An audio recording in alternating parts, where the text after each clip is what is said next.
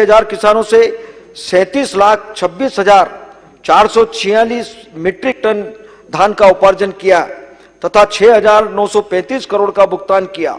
इसके अतिरिक्त लगभग 3 लाख किसानों को चना, सरसों, मसूर खरीदी के लिए लगभग 3,959 करोड़ का भुगतान किया गया।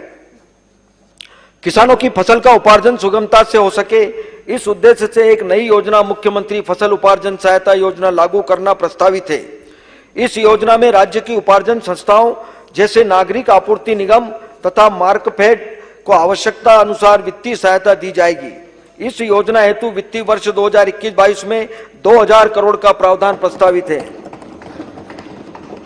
प्राथमिक कृषि सहकारी साख समितियों के माध्यम से किसानों को फसल ऋण उपलब्ध कराया जा रहा है।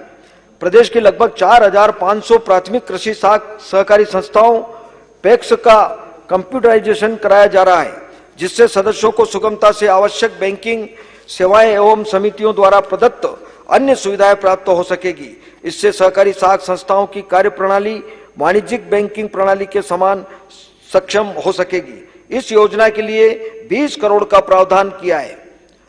आत्मनिर्भर मध्य प्रदेश के तहत उद्यानिकी नर्सरियों का सुदृढ़ीकरण एवं टिश्यू कल्चर लैब सुविधा पर कार्य किया जाएगा। कृषि एवं उद्यानिकी उत्पादों हेतु जैविक प्रमाणीकरण प्रक्रिया प्रोटोकॉल स्थापित करना, चिन्हित कृषि उपज मंडियों में फल सब्जियों की सफाई, ग्रेडिंग, पैकेजिंग और कोल्ड स्टोरेज सुविधाएं उपलब्ध कराना आदि कार्य भी किए जाएंगे। प्रदेश में एक जिला एक उत्पाद कार्यक्रम के अंतर्गत खाद्य प्रसंस्करण इकाइयों को प्रोत्साहित करने का कार्य तथा मार्केट लिंकेज और कोल्ड स्टोरेज की सुविधा विकसित की जाएगी। पशुपालकों के लिए कार्यशील पूंजी की व्यवस्था हेतु प्रदेश के बैंकों द्वारा लगभग 76,000 किसान क्रेडिट कार्ड स्वीकृत किए गए हैं। युवाओं को पशुपालन के क्षेत्र में आकर्षित करने हेतु नानाजी देशमुख पशु चिकित्सा विज्ञान विश्वविद्यालय जबलपुर द्वारा ज्ञान पोर्टल तैयार किया गया है। भोपाल में स्थापित इनविट्रो फर्टिलाइजेशन प्रयोगशाला का लाभ पशुपालकों को मिल रहा है। सार्टेसेक्स सीमन प्रयोगशाला से गोवंश के नर पशुओं की संख्या नियंत्रित करने में सहायता होगी। पशुपालकों के लिए घर पहुंच चिकित्सा सुविधा का विस्तार किया जा रहा है। प्रदेश में प्रथम बार औद्योगिक प्रशिक्षण संस्थान के सहयोग से दूध एवं दुग्ध पदार्थ तकनीशियन का नया ट्रेड प्रारंभ किया गया है, जिससे डेयरी विकास में गति मिलेगी। गोवंश के संरक्षण हेतु ग्राम पंचायतों के माध्यम से निराश्रित गोवंश के उचित व्यवस्थापन के लिए प्रदेश की 1,000 ग्राम पंचायतों में 1,000 गौशालाएं स्थापित की जा रही है। इस वर्ष भी 2,300 से अधिक गौशालाएं मनरेगा से स्वीकृत की गई है। गौशालाएं आत्मनिर्भर बन सके, इस उद्देश्य से गो कास्ट सालेज मशीन, पंचगव्य उत्पादन निर्माण हेतु उपकरण, वर्मी पीट गमला बनाने की मशीन आदि प्रदाय की जा रही है। जिला आगर मालवा की तहसील सुसनेर, ग्राम सालरिया में गो अभ्यारण्य अनुसंधान एवं उत्पादन केंद्र संचालित किया जा रहा है, जिसमें लगभग 4,000 गोवंश का संरक्षण हो रहा है। मछुआ कल्याण तथा मत्स्य विकास प्रदेश में उपलब्ध 4,33,000 हेक्टेयर जल क्षेत्र में से लगभग 99% क्षेत्र में मछली पालन किया जा रहा है। प्रदेश के लगभग 1,75,000 मछुआरों को दुर्घटना बीमा योजना से जोड़ा गया है। प्रधानमंत्री मत्स्य संपदा योजना में मत्स्योत्पादन तथा मत्स्य पालकों की आय को दोगुना करने का लक्ष्य है। कृषि एवं संबद्ध क्षेत्र के कार्यों के लिए वर्ष 2021-22 में 35,353 करोड़ का प्रावधान प्रस्तावित है। औद्योगिक नीति एवं निवेश प्रोत्साहन भारत सरकार की औद्योगिक नीति मेक इन इंडिया के अंतर्गत उद्योगों का सकल घरेलू उत्पाद में योगदान को बढ़ाकर 25% किया जाना लक्षित है। इस दिशा में हम लगातार प्रयास कर रहे हैं।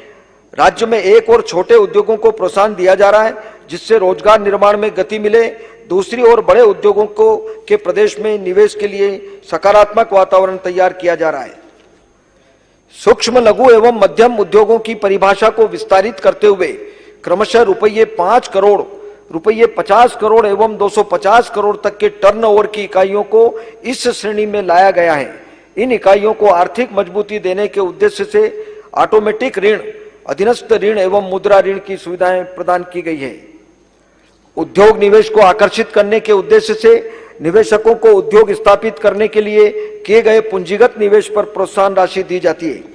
प्रोत्साहन राशि के लिए वर्ष 2020-21 के बजट अनुमान 680 करोड़ को बढ़ाकर वर्ष 2021-22 के लिए 1437 करोड़ का प्रावधान प्रस्तावित है। स्थानीय उत्पादों को राष्ट्रीय एवं वैश्विक स्तर पर पहचान दिलाने एवं अंतर्राष्ट्रीय बाजार में उनकी ब्रांडिंग तथा विपणन हेतु प्रदेश के प्रत्येक जिले का एक विशिष्ट उत्पादन चिन्हित किया गया है।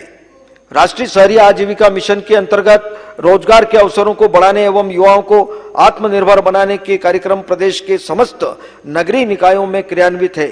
स्मार्ट सिटी शहरों में युवाओं के कौशल विकास हेतु स्टार्टअप के लिए इंक्यूबेशन सेंटर का निर्माण किया गया है।